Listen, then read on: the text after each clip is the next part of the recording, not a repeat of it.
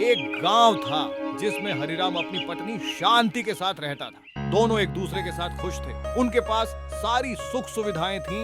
उसके बावजूद भी उनके जीवन में एक कमी थी जिसके कारण उन्हें अपनी जिंदगी अधूरी लगती थी, और वो कारण था औलाद। हरिराम की कोई औलाद नहीं थी, जिसके कारण सब कुछ होते हुए भी वे पूरी तरह खुश नहीं थे। काश हमारी भी कोई औलाद होती। इसी तरह सालों बीत गए। फिर एक दिन हरिराम के घर खुशियों की बरसात हुई। शांति ने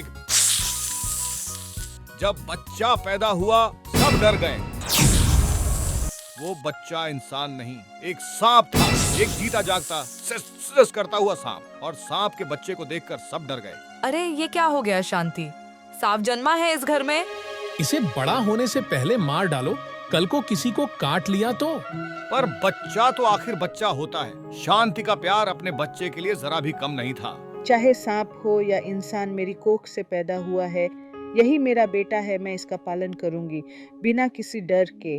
शांति ने सबकी बातों को नजरअंदाज कर दिया। रोज वह उस सांप को नहलाती, खिलाती, प्यार से गाने सुनाती। उसके लिए एक सुंदर सा संदूक बनवाया जिसमें वह सोया करता। वक्त बीतता गया और सांप बड़ा होता गया। शांति खुश थी। फिर एक दिन शांति ने हरिराम से कहा, हरिराम, सब अपने बेटों का विवाह कर रहे हैं, क्या तुम नहीं चाहते हमारे बेटे का भी घर बसे?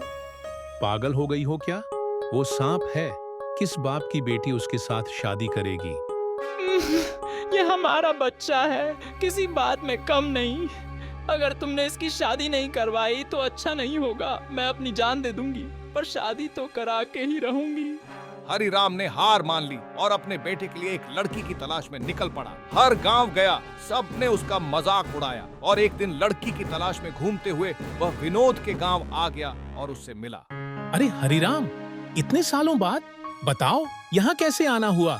भाई, अपने बेटे के लिए लड़की ढूंढ रहा हूँ। ओ, अरे ये तो अच्छी बात है।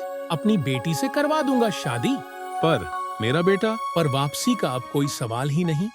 एक बार मैंने अपनी जुबान दे दी तो दे दी, चाहे कुछ भी हो जाए। अब मेरी बेटी तुम्हारे घर की ही बहू बनेगी, ये वादा है मेरा।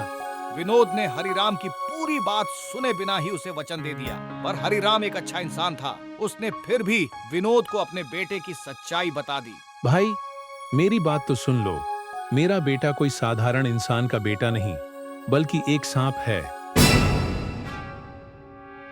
वही तो बताना चाह रहा था तुम्हें। विनोद ये सुनकर परेशान हो गया। क्या? ये मैंने क्या कर दिया? अनर्थ हो गया।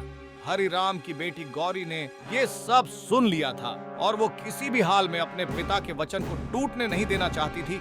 इसीलिए उसने सांप से शादी करने के लिए हाँ कह दिया। पिताजी, हाँ, आपने वचन दे दिया है और आपके वचन का पालन करना मेरा कर्तव्य है। मैं शादी के लिए तैयार हूँ। विनोद ने अपनी बेटी गौरी को हरिराम के साथ भेज दिया। शादी हो गई, लेकिन गांव की औरतें छुप के बातें करने लगीं। अरे गौरी, तू सांप के साथ कैसे रहेगी? भाग चल यहाँ से। मेरे पिता ने मुझे जिसके साथ भेजा वही मेरा पति है। मैं यहीं रहूंगी। गौरी ने सांप को पति मान लिया। हर दिन उसके लिए खाना बनाती, उसके साथ रहती, रात में उसी के कमरे में सोती जहाँ सांप का संदूक था।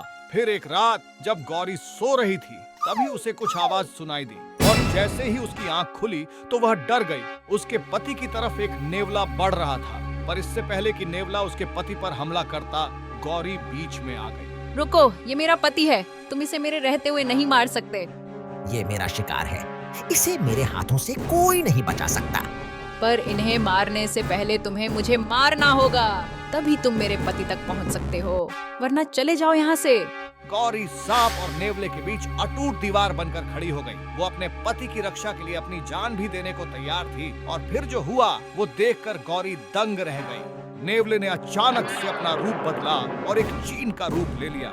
वाह, तुम एक महान पत्नी हो जो अपने पति के लिए अपनी जान खतरे में डाल रही हो। मैं तुम्हें इसका इनाम जरूर दूंगा।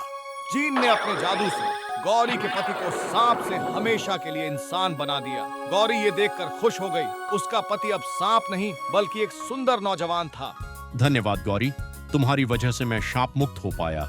मैं एक शापित राजकुमार हूँ जो बस ऐसे इंसान से शाप मुक्त हो सकता था जो मेरी जान बचाने के लिए अपनी जान देने को तैयार हो। आज तुमने ये साबित कर दिया। आज से तुम शाप मुक्त हो। मशीन वहाँ से गायब हो गया और उस दिन के बाद हरिराम, शांति, गौरी और गौरी का पति सब एक साथ खुशी खुशी रहने लगे।